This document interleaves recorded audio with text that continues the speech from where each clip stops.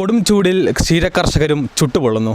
ചൂട് മൂലം പാലുൽപാദനം ഗണ്യമായി കുറഞ്ഞതോടൊപ്പം തീറ്റപ്പുൽ ക്ഷാമവും വൈക്കോലിനുള്ള വിലകയറ്റവും ക്ഷീരകർഷകരെ ഗുരുതര പ്രതിസന്ധിയിലാക്കി. വൈക്കോൽ കിട്ടാനില്ല. പശു വളർത്തൽ ഉപജീവനമാർഗമാക്കിയ കർഷകരാണ് ഇതോടെ ദുരിതത്തിലായത്. വേനൽ മഴ മാറി നിന്നതോടെ തീറ്റപ്പുല്ലിന് കടുത്ത ക്ഷാമമാണ് അനുഭവപ്പെടുന്നത്. വൈക്കോലിനും ക്ഷാമം നേരിട്ടതോടെ പലരും പശുക്കളുടെ എണ്ണം കുറച്ചുകൊണ്ടിരിക്കുകയാണ്. വലിയ തോതിൽ പ്രവർത്തിക്കുന്ന ഫാമുകളും പ്രതിസന്ധിയിലാണ്. ചൂട് കൂടിയതോടെ പാടശേഖരങ്ങളും കൃഷിഭൂമികളും തോട്ടങ്ങളും കരിഞ്ഞു തുടങ്ങിയത് മൂലം പശുക്കൾക്ക് പുല്ല് കിട്ടാതായി. കാലിത്തീറ്റയുടെ ഗണ്യമായ വിലവർധനയോടൊപ്പം കർഷകർ പലരും ആശ്രയിച്ചിരുന്നത് കൃഷിയിടങ്ങളിലും പുഴയോരങ്ങളിലും നിന്നും ശേഖരിക്കുന്ന പുല്ലായിരുന്നു. കശുമാവ് തോട്ടങ്ങൾ വിളവെടുപ്പിന് തെളിച്ചതും പുല്ലിൻ്റെ ക്ഷാമത്തിന് കാരണമാകുന്നുണ്ട്. കാലിത്തീറ്റയുടെ തുടർച്ചയായ വിലകയറ്റം കർഷകർക്ക് ഇരുട്ടടിയായി. സർക്കാർ സ്ഥാപനങ്ങളുടെ അടക്കം കാലിത്തീറ്റയും കൂടുതലാണ്. അതോടൊപ്പം പുല്ല് കിട്ടാതിനെ തുടർന്നും പശുക്കൾ ചേർത്തുന്ന പാലും ഇപ്പോൾ ഗണ്യമായ കുറവ് ഇപ്പോൾ നേരിടുന്നുണ്ട്. ഈ വേനൽ ചൂടിൻ്റെ ഈ ഒരു സമയത്തും പശുക്കൾക്ക് പുല്ല് കിട്ടാതിനെ തുടർന്ന് ഗണ്യമായ രീതിയിലുള്ള പാലുൽപാദനവും കുറഞ്ഞു വരുന്നതായി കർഷകർ പറയുന്നുണ്ട്. ചേച്ചി, നമുക്കറിയാം ഈ വേനൽക്കാലത്ത് ഏറ്റവും കൂടുതൽ ഈ ഫാമിലെ ആൾക്കാർ അനുഭവിക്കുന്നത് പുല്ലിൻ്റെ ക്ഷാമം, അതുപോലെ തന്നെ പാല് കിട്ടാനുള്ള പ്രതിസന്ധികൾ നേരിടുന്നുണ്ട്. എന്താണ് ശരിക്കും ഒരു നേരിടുന്ന പ്രശ്നമല്ലേ? പശുക്കൾ വേനൽ ചൂട് കൊണ്ട് പശുക്കൾക്ക് ഭയങ്കര കതപ്പായതുകൊണ്ട് പാല് കുറയുന്നുണ്ട്. പാല് പകുതിയായിട്ടുണ്ട്. നമ്മളിപ്പോൾ 30 പശുക്കളോളം ഉണ്ടായിരുന്നു. അതുകൊണ്ട് തന്നെ വേനൽ ഭയങ്കര അതിരൂക്ഷമായതുകൊണ്ട് പശുവിനെ ഇപ്പോൾ കുറച്ചിട്ടാണ് ഉള്ളത്. ഇനി മഴയായി കഴിഞ്ഞിട്ട് വേണം പുതിയ പശുവിനെ നമുക്ക് വാങ്ങിച്ച് കെട്ടാൻ വേണ്ടിയിട്ട്. അതുപോലെ തന്നെ പുല്ലില്ലാത്തതുകൊണ്ട് സൈലേജാണ് നമ്മളിപ്പോൾ പശുവിന് കൊടുക്കുന്നത്. അത് കർണാടകത്തിൽ നിന്ന് കൊണ്ടുവരുന്ന ഇരട്ടി ചിലവാണ് വരുന്നത് പുല്ലില്ലാത്തതുകൊണ്ട്. പാല് കിട്ടാവുന്നതിൻ്റെ ഒരു പ്രശ്നവും കാര്യമായിട്ട് ബാധിക്കുന്നു ഉണ്ട്. പശുവിന് ചൂട് കൂടുതലായിട്ട് ഇങ്ങനെ ഇതുണ്ടെങ്കിൽ എല്ലാം സംവിധാനം ഉണ്ടെങ്കിലും പശുവിന് പകുതി പാലായി. അതായത് മഴക്കാലത്ത് കിട്ടുന്നതിൻ്റെ തണുപ്പുള്ളപ്പോൾ കിട്ടുന്നതിൻ്റെ പകുതി പാലേ ഇപ്പോൾ കിട്ടുന്നുള്ളൂ. ഇപ്പോൾ ഒരു 160 ലിറ്റർ പാലൊക്കെ ഈ ഫാമിൽ കിട്ടുന്നുള്ളൂ.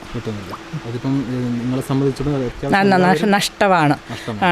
അതുപോലെ തന്നെ ഇപ്പോൾ ഗ്യാസിൻ്റെ ദൗർബല്യം കൊണ്ട് നമുക്ക് പ്രൊഡക്റ്റുകൾ ഉണ്ടാക്കുന്നതിനും തടസ്സം വരുന്നുണ്ട്. നമ്മൾ നിലവിൽ പശുക്കളുടെ എണ്ണമൊക്കെ കുറച്ചിട്ടുണ്ട്. 35 എണ്ണം വരെ ഉണ്ടായിരുന്നു. ഒരു 30 എണ്ണത്തിൽ നിർത്തിക്കൊണ്ടിരുന്ന പശുവിനെ ഇപ്പോൾ കുറച്ചിട്ടുണ്ട്.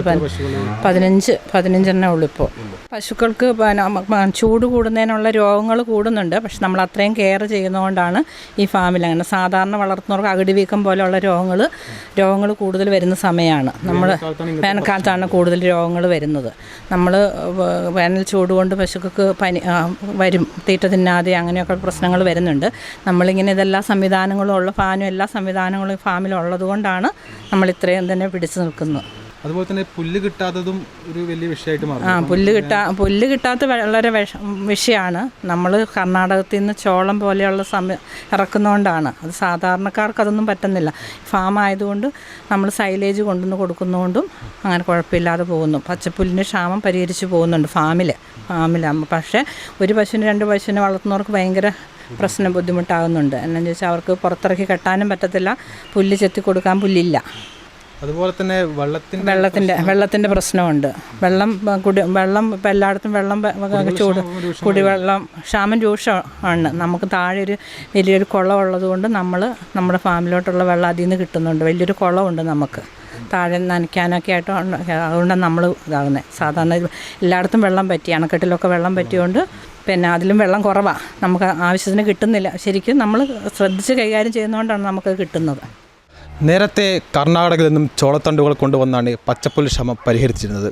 ചോളത്തണ്ടുകൾ ലഭിച്ചിരുന്ന സബ്സിഡി ഇല്ലാതായപ്പോൾ അതിനും പ്രതിസന്ധി നേരിട്ടു. ചൂട് ഇനിയും ശക്തമായാൽ ക്ഷീരമേഖല കടുത്ത പ്രതിസന്ധിയിലേക്കാണ് നീങ്ങുന്നത്. കർണാടകയിലെ കുടക് ജില്ലയിൽ നിന്നുമാണ് മലബാറിലേക്ക് കൂടുതലായും വൈക്കോലുകൾ എത്തിക്കുന്നത്. കുടകിലും വരൾച്ച ശക്തമായതോടെ കുടക് ജില്ലയിലുള്ള പടത്തിനും നിയന്ത്രണം ഏർപ്പെടുത്തിയതോടെ അധികൃതരുടെ കണ്ണുവെട്ടിച്ചിട്ടുള്ള വൈക്കോലിന് ഉയർന്ന വിലയാണ് ഇപ്പോൾ നിലനിൽക്കുന്നത്.